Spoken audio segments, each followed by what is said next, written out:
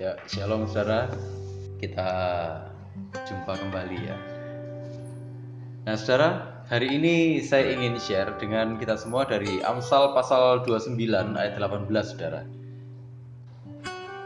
Oke, kalau sudah dapat semua, saya akan bacakan, saudara. Satu ayat aja. Amsal 29 ayat 18. Bila tidak ada wahyu, menjadi liarlah rakyat. Berbahagialah orang yang berpegang pada hukum. Nah, saudara, Salomo bilang, kalau nggak ada wahyu, menjadi liar rakyat itu. Di dalam bahasa Inggrisnya ada yang bilang, there's no vision, kalau nggak ada visi, gitu ya. Malam hari ini kita akan belajar sama-sama, saudara. Apa sebenarnya yang dimaksud dengan bila tidak ada wahyu atau bila tidak ada visi, maka rakyat itu menjadi liar. Tetapi orang yang berpegang kepada hukum itu akan mengalami yang namanya kebahagiaan. Nah, saudara, ini adalah ajaran yang berasal dari perenungan-perenungannya Salomo. Salomo ini raja yang penuh hikmat, raja yang bukan hanya penuh hikmat, tapi yang paling berhikmat waktu itu. Sebelum dia tidak ada yang seperti dia, dan juga setelahnya nggak ada yang seperti dia. Jadi ini raja yang memang hikmatnya itu luar biasa, saudara. Dia mengamat-amati, dia melihat pola hidupnya manusia, dia melihat pola kehidupan, dia melihat banyak hal di dalam kehidupan, dan dia tuangkan dalam Amsal ini untuk mengajar kita semuanya, saudara, hari ini. Nah, saudara, Salomo tahu persis bahwa manusia dan juga bangsa Israel waktu itu benar-benar membutuhkan yang namanya taat pada hukum. Nah, saudara, sebenarnya apa yang dimaksud dengan wahyu ini? Tanpa wahyu, maka rakyat menjadi liar, saudara. Saudara, dalam bahasa Ibrani-nya dibilang kason. Kason ini apa? Vision. Penglihatan. Bukan cuma sekedar penglihatan, kita lihat gitu, bukan, saudara. Bukan cuma visi, kita melihat yang lebih jauh dari yang orang lain nggak bisa lihat. Maksudnya kita bisa melihat pandangan-pandangan ke depan, impian-impian, ya kayak gitu. Bukan yang seperti itu, saudara, tapi vision, penglihatan. Ini sesuatu yang bersifat ilahi, komunikasi yang bersifat ilahi. Kita bisa melihat apa yang Tuhan ingin kita lihat, yang orang lain nggak lihat. Dalam kata lain, ini adalah berhubungan dengan kenabian.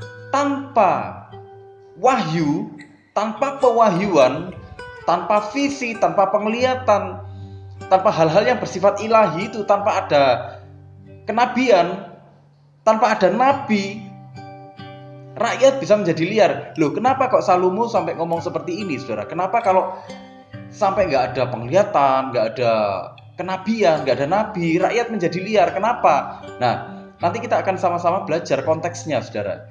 Jadi nggak tiba-tiba kita menafsirkan, oh berarti kita harus cari nabi-nabi, bukan yang seperti itu, saudara. Tapi kita akan lihat kenapa kok Salomo sampai punya pandangan seperti ini, sampai memiliki perenungan yang seperti ini. Dia sampai pada kesimpulan seperti ini. Kita akan belajar sama-sama, saudara. Nah, saudara, dalam perjanjian lama, orang-orang yang memiliki karunia seperti itu, penglihatan, gitu ya, saudara ya, dia bisa dapat vision dari Tuhan, dia bisa jadi tempatnya Tuhan berbicara secara langsung untuk disampaikan kepada umat. Orang-orang itu disebut pelihat, saudara. Jadi kalau kita lihat di 1 Samuel 9 ayat 9, saudara ya, kita bisa lihat bagaimana orang-orang seperti ini disebut pelihat. Kenapa? Karena mereka punya kekhususan. Tuhan memakai mereka untuk berbicara kepada umat. Jadi Tuhan mencurahkan isi hatinya, Tuhan mencurahkan apa yang dia inginkan kepada orang ini. Misalnya kepada Samuel, atau kepada Musa, atau kepada Miriam, gitu, saudara ya. Nah, orang-orang itu disebut peliat. Mereka menyampaikan pesan atau firman Tuhan bagi jemaat. Nah, saat itu saudara, belum ada kitab suci yang terkanonisasi seperti sekarang ini. Dalam zamannya Salomo, saudara, kita baru ketemu hukum Taurat aja, yang itu direnung-renungkan, yang itu diajarkan. Belum ada yang benar-benar sistematis seperti hari ini, disusun jadi satu kitab semuanya. Masih belum ada, saudara. Nah, dulu saudara, nabi-nabi ini menyampaikan secara langsung apa yang Tuhan mau, apa yang dia dapat dari Tuhan. Kemudian kata-katanya ini ada yang dicatat, ada yang disampaikan, kemudian diajarkan turun-temurun. Ya. Jadi seperti itu di zaman Perjanjian Lama, saudara. Jadi nggak seperti sekarang, ada orang yang khotbah seperti ini di gereja-gereja. Bukan yang seperti itu, saudara. Di zaman Perjanjian Lama dulu. Itulah kenapa Salomo menganggap bahwa kenabian itu benar-benar sesuatu yang sangat penting. Kenapa? Karena dia mengajar jemaat tentang apa yang jadi isi hatinya Tuhan. Dia mengajar jemaat, mengarahkan jemaat ke rencananya Tuhan, ke jalan yang memang Tuhan inginkan bagi jemaat itu. Nah, saudara, dalam konteksnya hari ini, saudara, kalau kita lihat dari apa yang Salomo pikirkan dengan keadaan yang ada saat itu, saudara, dalam konteks hari ini, wahyu yang dimaksud sebenarnya adalah penyampaian firman Tuhan yang sungguh-sungguh diilhami oleh Roh Kudus. Itulah kenapa, saudara, kalau kita baca di 2 Timotius 3 ayat 16, saudara, ya, saya akan bacakan. Dikatakan, segala tulisan yang diilhamkan Allah memang bermanfaat untuk mengajar, untuk menyatakan kesalahan, untuk memperbaiki kelakuan, dan untuk mendidik orang di dalam kebenaran. Jadi, waktu Perjanjian Baru, saudara, dalam Perjanjian Baru, ini ada firman yang diuraikan. Jadi, catatan-catatan kitab para nabi, hukum Taurat, itu diuraikan, saudara, di hadapan jemaat. Jadi kalau kita lihat dalam konteksnya hari ini, itu nyambung, saudara. Kalau konteksnya Perjanjian Lama, dulu masih belum ada kitab-kitab yang disatukan secara sistematis, itu belum ada, masih adanya hukum Taurat. Tapi begitu masuk ke Perjanjian Baru, saudara, mulai diuraikan. Jadi itulah kenapa ada Perjanjian Lama, hukum Taurat, kemudian ada kitab nabi-nabi, dan itu yang diuraikan oleh pemimpin-pemimpin jemaat waktu itu, oleh Paulus, oleh Petrus. Tapi kalau di Perjanjian Lama, nabi-nabi yang dia benar-benar dapat dari Tuhan, itu yang mengajar. Itulah kenapa dalam konteks hari ini, saudara, dalam konteks hari ini, wahyu yang dimaksud adalah firman Tuhan yang memang benar-benar diilhami oleh Roh Kudus. Firman yang murni, firman yang gak punya motif, yang gak karu-karuan, firman yang gak punya motif untuk memperkaya diri sendiri, untuk mencari keuntungan bagi diri sendiri, untuk membenarkan diri sendiri, bukan itu. Itulah kenapa Paulus bilang, kalau ada orang yang memberitakan Injil selain ini, terkutuklah dia. Ya kan? Kenapa? Karena di zaman itu, di zamannya Paulus waktu itu, ada penyimpangan-penyimpangan Injil. Jadi Injil dipakai untuk memperkaya dirinya sendiri. Kita pernah bahas waktu itu, saudara, ya.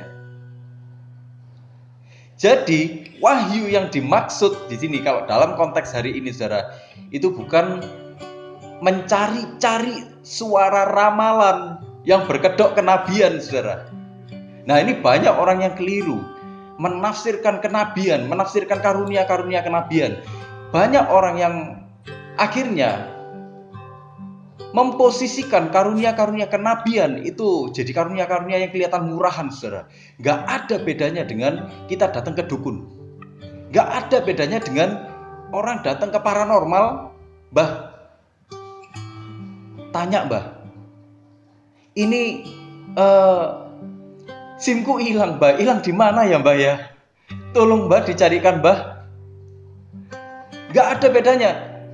Orang kemudian datang ke Nabi di gereja, halo, tolong ini kacamata saya hilang itu, tolong dicarikan dong, tanyakan sama Tuhan, kacamatanya di mana?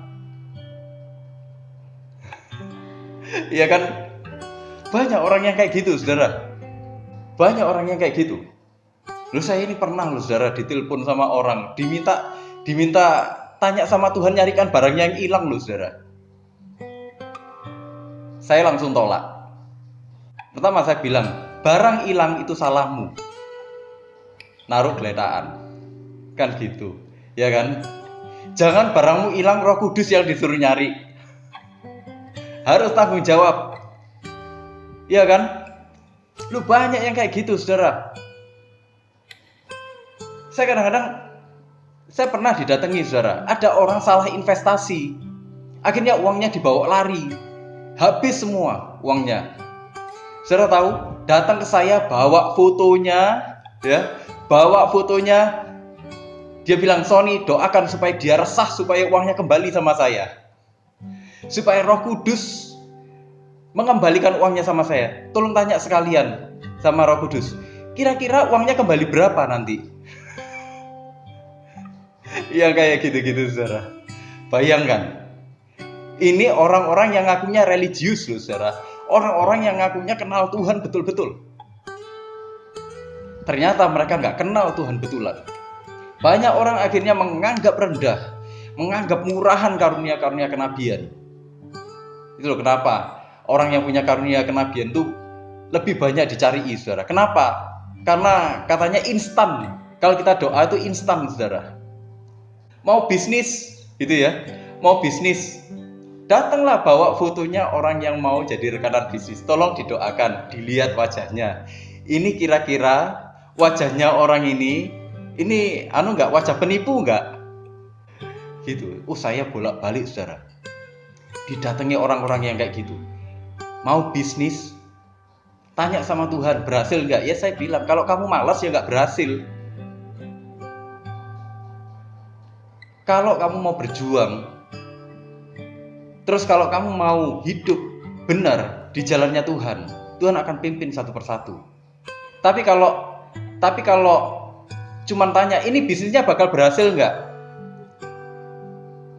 Udahlah, dikasih uang puluhan M aja nggak bakal berhasil kalau dia malas, saudara. Kan gitu, iya kan? Ini enggak, intinya cuma satu, sebenarnya dia nggak mau bertanggung jawab kalau bisnisnya nanti gagal atau ada apa-apa, gitu loh.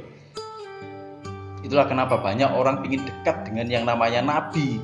Padahal mereka ini sedang melecehkan karunia-karunia kenabian. Mereka cuma cari ramalan, mereka bukan cari Tuhan sebenarnya. Mereka cuma cari keuntungan dirinya sendiri, mereka bukan cari sebenarnya apa yang Tuhan maui di dalam hidupku. Mereka sebenarnya cuma ingin memaksa Tuhan itu berbicara.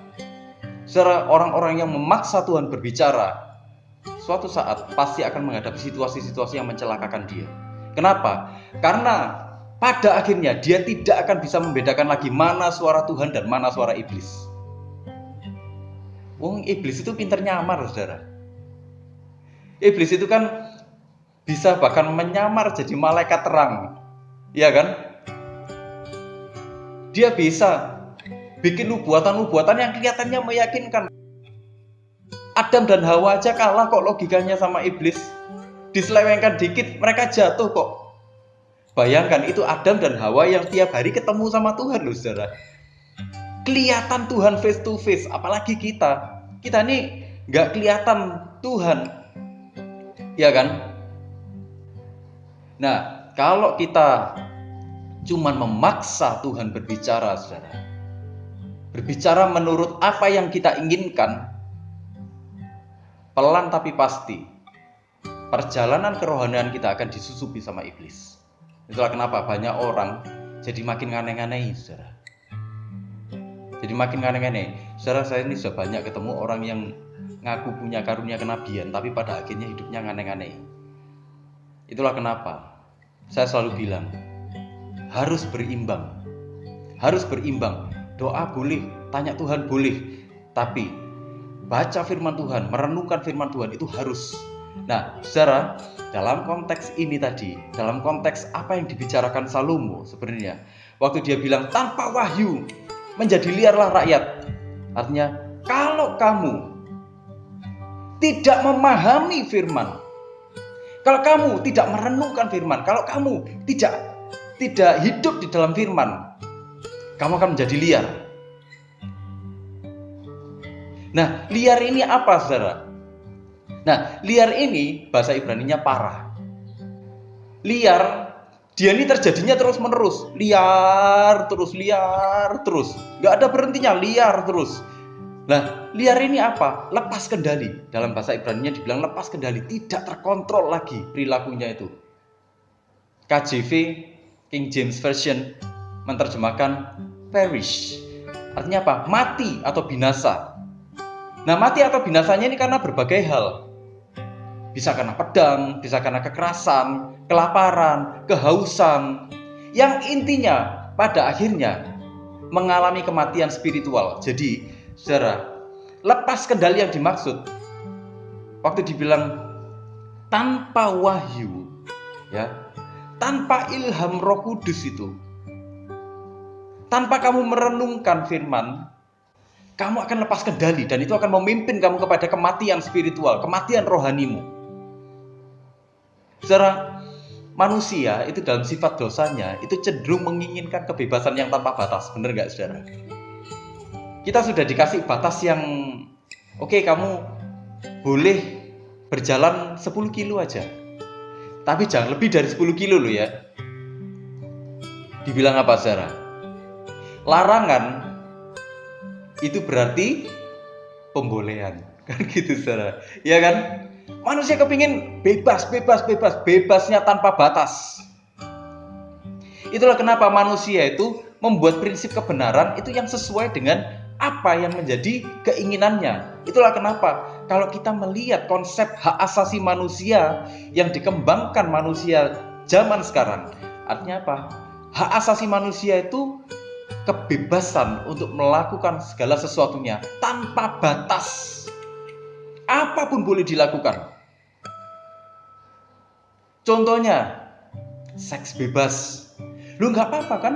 Wong kita sama-sama menikmati kok. Suka sama suka, bener nggak? Suami selingkuh, istri ikut selingkuh, balas-balesan. Lu kenapa dia selingkuh? Ya kan sekarang ini persamaan hak. Kalau laki bisa gitu, ya perempuan juga bisa gitu. Ya kan? Kesetaraan sekarang ini. Rame kan yang kayak gitu. Iya kan? Banyak yang berpikir kayak gitu kan. Loh, itu haknya dia. Tapi masalahnya, apakah firman Tuhan itu membenarkan hal-hal yang seperti itu? Kebenarannya manusia itu relatif. Kenapa? Karena kebenarannya manusia itu akan menyesuaikan diri dengan keadaan zaman, dengan kebutuhan-kebutuhannya dia. Sementara kebenaran Tuhan tidak pernah menyesuaikan diri dengan keadaan atau keinginan kita. Kita yang harus menyesuaikan diri dengan kebenaran firman Tuhan, karena kebenaran Tuhan itu absolut. Tuhan itu pasti benar. Benarnya nggak separuh-separuh. Hal-hal yang salah dianggap sebagai itu pesta kebebasan manusia. Ya kan? Manusia kalau dikasih kebebasan, pasti mereka liar tanpa kendali. Nah, itulah manusia yang hidup tanpa pimpinan Roh Kudus, manusia yang hidup tanpa kebenaran firman Tuhan.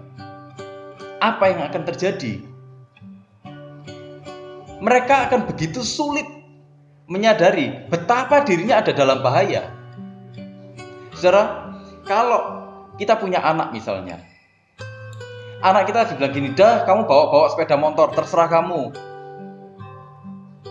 nggak ada larangan.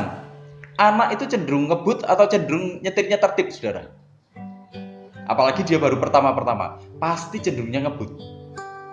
Saya dulu waktu belajar pertama-pertama, saudara, inginnya apa? Pinginnya cepat-cepat, saudara. Wah, anak muda kan gitu, saudara. Ya kan? Tapi seiring berjalannya waktu saya mulai didampingi, oh ini nggak boleh, oh ini nggak boleh, oh ini nggak boleh. Jangan, ini jangan dilakukan. Kenapa? Karena bisa berbahaya buat kamu. Di situ saya mulai menyadari, kalau saya ngebut, saya bukan cuma membahayakan diri saya sendiri, tapi saya juga membahayakan orang lain. Ya kalau saya sendiri yang mati, kalau orang lain ikut mati, kan gitu. Kalau orang lain nggak mati tapi dia cacat seumur hidup, gimana? Ya kan, saya mulai berpikir. Begitu saya mulai waktu belajar itu didampingi, saya mulai ngerti, oh iya ya, nyetir itu berarti bertanggung jawab. Waktu kita dipercaya sesuatu, berarti kita harus bertanggung jawab. Standar tanggung jawabnya apa? Nah, itu loh, aturan yang berlaku di jalan, nggak boleh ngebut, kan gitu. Nah, standarnya kita di dunia apa? Firman Tuhan.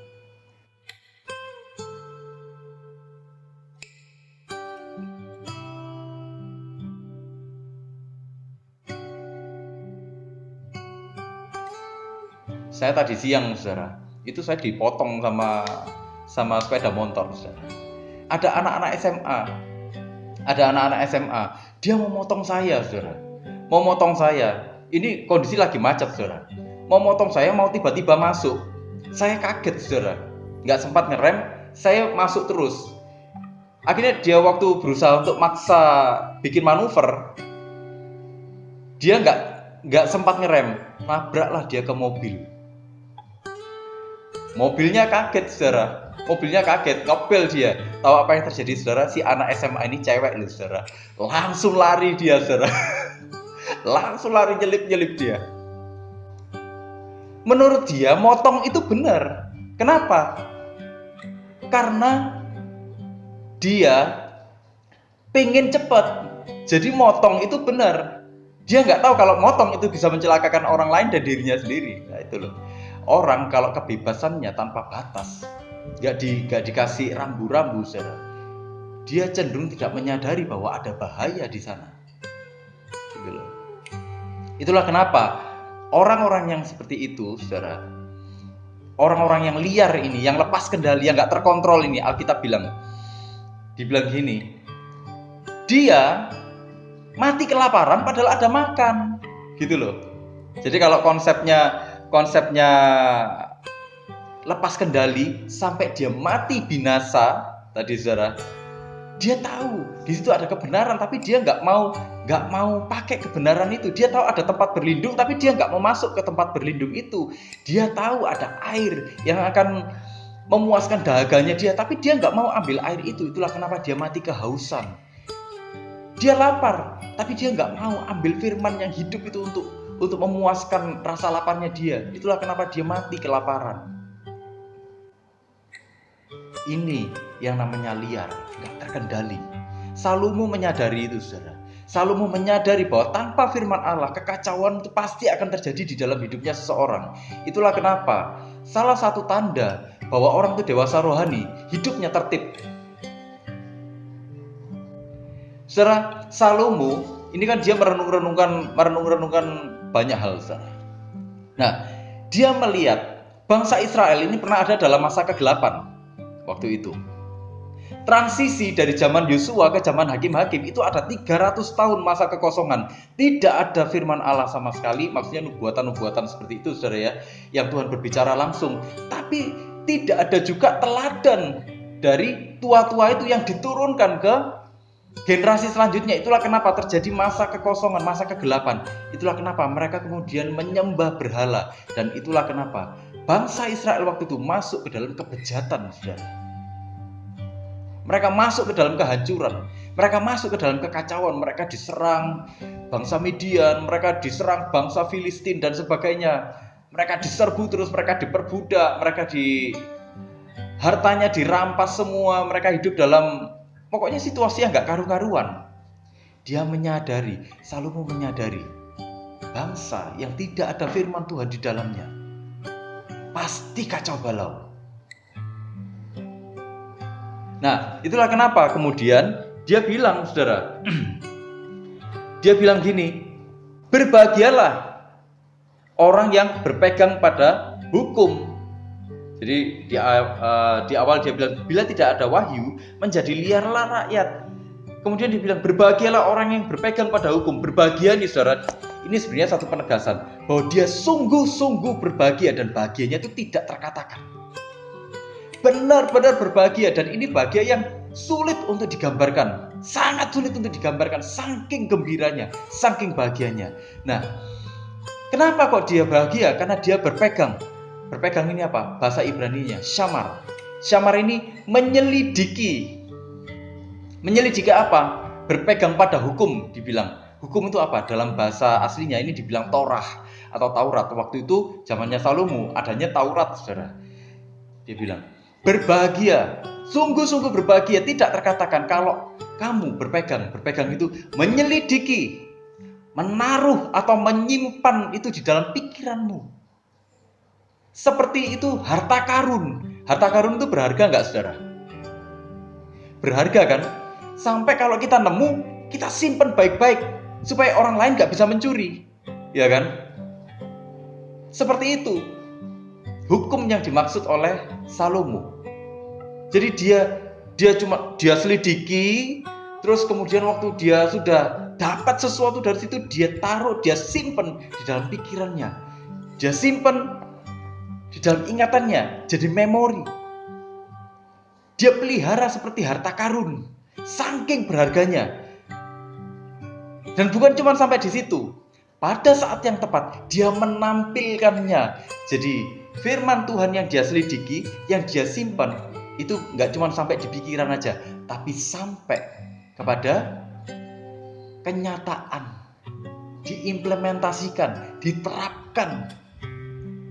Dan diterapkannya itu bukan cuma diterapkan, saudara, tapi diterapkan dengan ekspresi yang penuh kebahagiaan seperti sebuah perayaan. Kenapa? Ini imanku kepada Tuhan. Aku menemukan Tuhan. Aku menemukan pribadinya. Aku menemukan kasihnya. Aku mengenalinya. Itu yang dimaksud sama Salomo.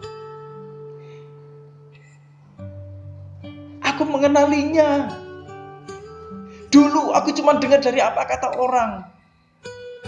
Dulu aku cuma lihat quote-quote yang pendek-pendek itu loh, saudara. Yang satu kalimat, ya kan? Banyak orang berpikir, wah, nggak perlu baca Alkitab, baca quote-quote aja cukup. Ya kan? Saya sering ketemu orang-orang yang seperti itu, nggak mau baca Alkitab, maunya baca quote. Kenapa? Quote ini bagus kok, saudara. Quote bisa salah.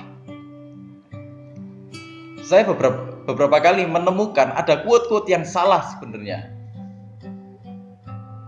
Quote-quote yang secara prinsip kebenaran firman Tuhan kelihatannya benar, tapi sebenarnya nggak benar. Nah itu, kita harus hati-hati, banyak quote-quote yang kayak gitu. Kenapa? Karena ada begitu banyak quote, itu sebenarnya yang bikin orang-orang yang nggak ngerti firman. Jadi jangan salah, saudara. Ada banyak orang bikin quote padahal dia nggak ngerti firman Tuhan. Itulah kenapa dia jadi, yang penting kelihatan indah aja kalimatnya, yang penting kelihatan bijak aja kalimatnya. Jangan pernah gantikan firman Tuhan dengan quote. Ya saudara ya, jangan mau cuma dengar dari apa kata orang lain. Tapi cari Tuhan, minta hikmat sama Tuhan. Supaya waktu kita menyelidiki, kita menemukannya, kita merasakan kasihnya, kita merasakan pribadinya itu sungguh-sungguh hidup di dalam hidup kita. Saudara, ada satu ungkapan yang bilang gini, merenungkan firman Tuhan itu sebenarnya sebuah bentuk penyembahan yang tertinggi. Kita menyembah Tuhan, kita nyanyi itu juga satu penyembahan. Tapi kenapa merenungkan firman Tuhan itu jadi satu bentuk penyembahan yang tertinggi? Karena gini, waktu kita nyanyi, kita yang bicara sama Tuhan. Ya kan? Waktu kita berdoa, Tuhan, aku butuh ini, Tuhan, tolong aku. Kita yang bicara sama Tuhan. Tapi waktu kita merenungkan firman Tuhan, kita membiarkan Tuhan berbicara lewat firman-Nya, menegur kita, meneguhkan kita, mengoreksi kita, menguatkan kita, mengarahkan hidup kita. Itulah kenapa firman Tuhan, merenungkan firman Tuhan itu jadi satu momen yang seharusnya itu momen yang begitu sakral, momen yang begitu indah, momen-momen persekutuan kita dengan Tuhan. Tapi banyak orang nggak mau ini. Gitu loh saudara. Maunya kuut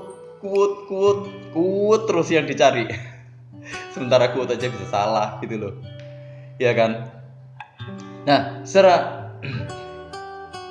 Salomo akhirnya mengatakan tuh gini loh, berbahagia. Kenapa? Karena kamu menemukan Tuhan.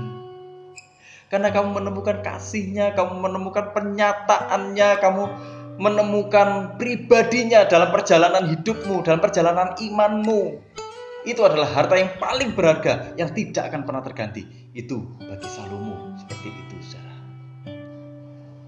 Nah itu loh, saudara. Jadi Salomo ini orang yang paling kaya loh, saudara, waktu itu. Tapi dia memahami bahwa kekayaannya, bahwa segala sesuatu yang ada pada dia itu tidak ada artinya sama sekali dibanding persekutuannya dengan Tuhan. Jadi saudara, Salomo lagi ngomong gini, ayo renungkan kebenaran firman Tuhan itu sungguh-sungguh. Jangan cari dari sumber-sumber yang lain. Kalau kita cuma cari dari sumber-sumber yang lain, udahlah, cepat atau lambat kita pasti akan disesatkan. Kita ada yang menyimpang, kita nggak tahu, saudara. Tapi waktu kita mulai akrab dengan kebenaran Tuhan, kita akan ngerti. Kita akan mulai terasa, oh iya, ini nggak bener nih kayaknya nih. Ini nggak bener ini. Ini nggak bener ini. Batas hitam dan putih itu semakin sempit. Gak ada lagi abu-abu bahkan. Hitam, putih, bener-bener salah. Amin, saudara. Saudara, ayo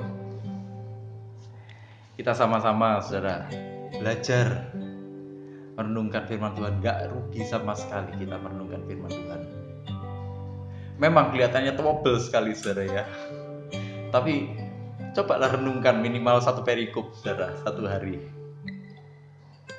Dan kita akan lihat betapa ajaibnya Tuhan itu berbicara dalam hidup kita. Karena memang ini firman yang hidup, saudara. Amin, saudara. Mari kita jadi orang-orang yang mencintai kebenaran. Mari kita berdoa.